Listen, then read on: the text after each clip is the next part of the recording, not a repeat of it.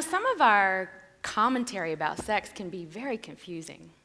Take, for example, the scenario of a student walking across campus on the way to his or her dorm.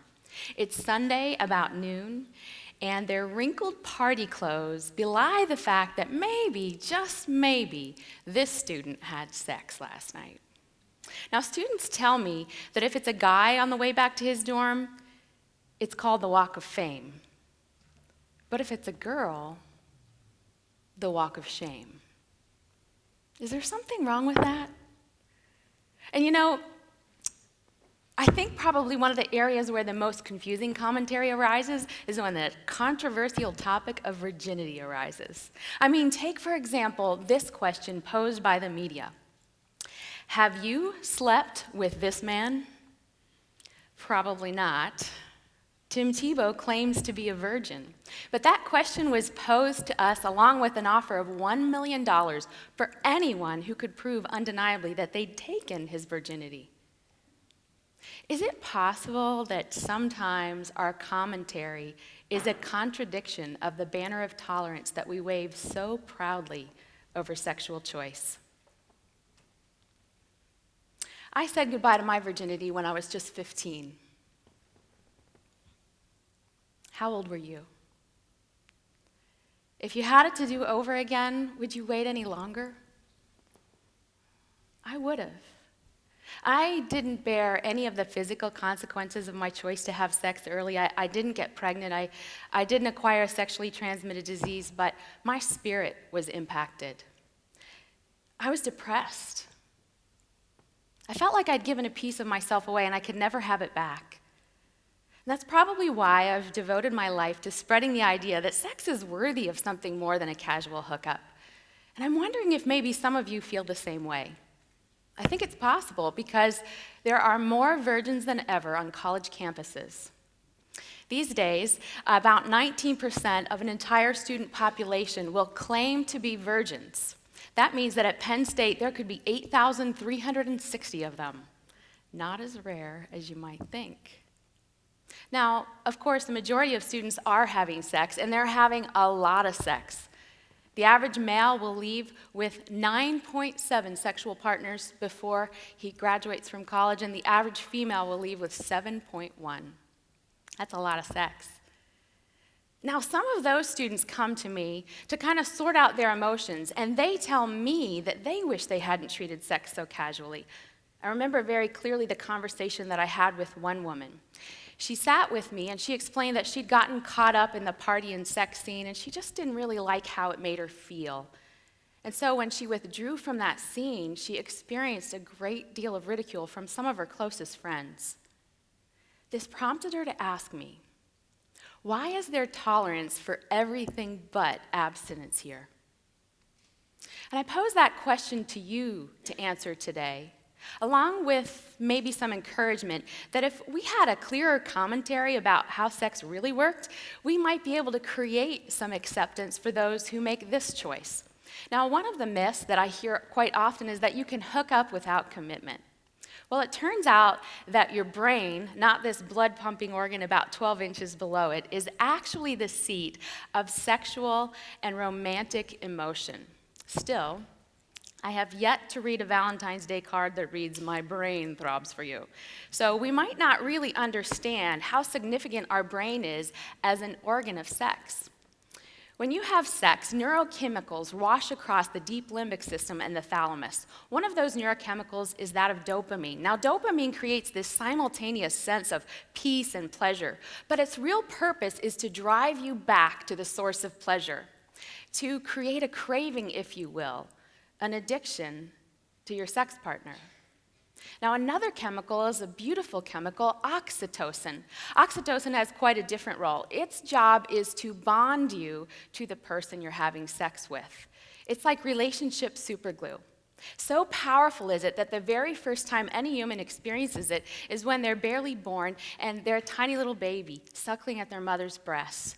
That first download of oxytocin teaches that little baby to enter into community and relationship as only humans can through bonding. Now, you can't override these two chemicals and their addictive and bonding agents.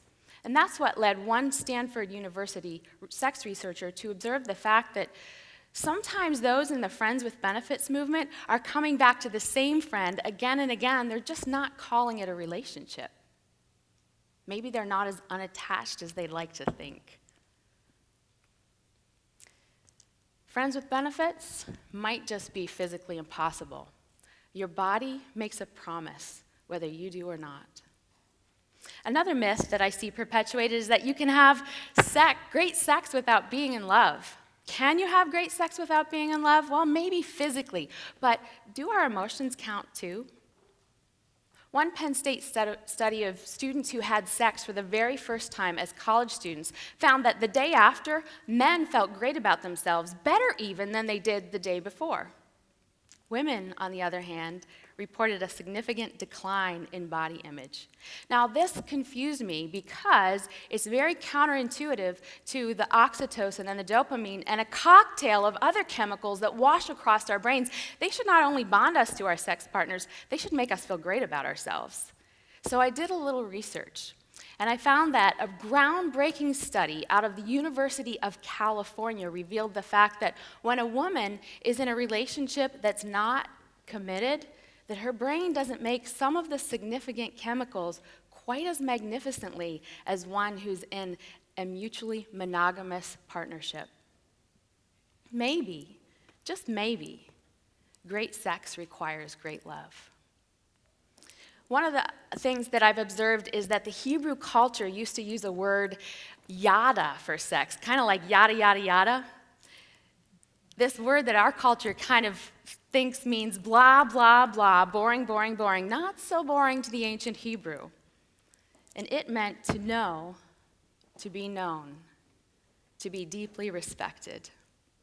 Not one inkling of the physical, it transcended that to talk about the emotional connection that happens during the beautiful act of sex. In more modern times, a Psychology Today survey revealed that when people talked about when sex was the greatest, they said it's more fun when we're in love. Another myth is this: sexual pleasure is greatest when you're young and hot. Are there any middle-aged people out there today? I have a little anecdote for you, a little bit of science and research for the bad jokes about marriage and sex. A University of Illinois study found that those who were having the most frequent and the hottest sex were actually middle-aged people in mutually monogamous lifetime partnerships, not college co-eds with lots of sex partners. Now, maybe, just maybe, we don't really understand that communication and commitment are two of the greatest agents of sex. Maybe it's not about hot bodies and youth. Maybe it's about commitment and communication. I think these myths and a few others probably perpetuate the great lie that somebody who's embracing their virginity until the time is right is going to end up having bad sex. But the evidence suggests quite the opposite. Now, here's the bottom line. When you choose to have sex is your choice.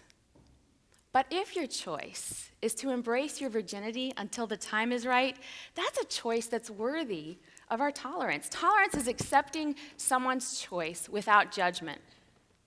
I think of Tina Fey, and I find it ironic that when she came out that she was a virgin when she first met her husband and didn't even have sex with him until she was 24, well, it was funny. We laughed a lot. Is that just because she's funny? Or is it possible that her choice doesn't get the same tolerance and acceptance as the other sexual choices in our culture? I leave the answer to you, but I want to say this to the virgins out there. About sex, you are going to love it. And I think that your choice is a good one, a worthy one, worthy of our tolerance and our acceptance.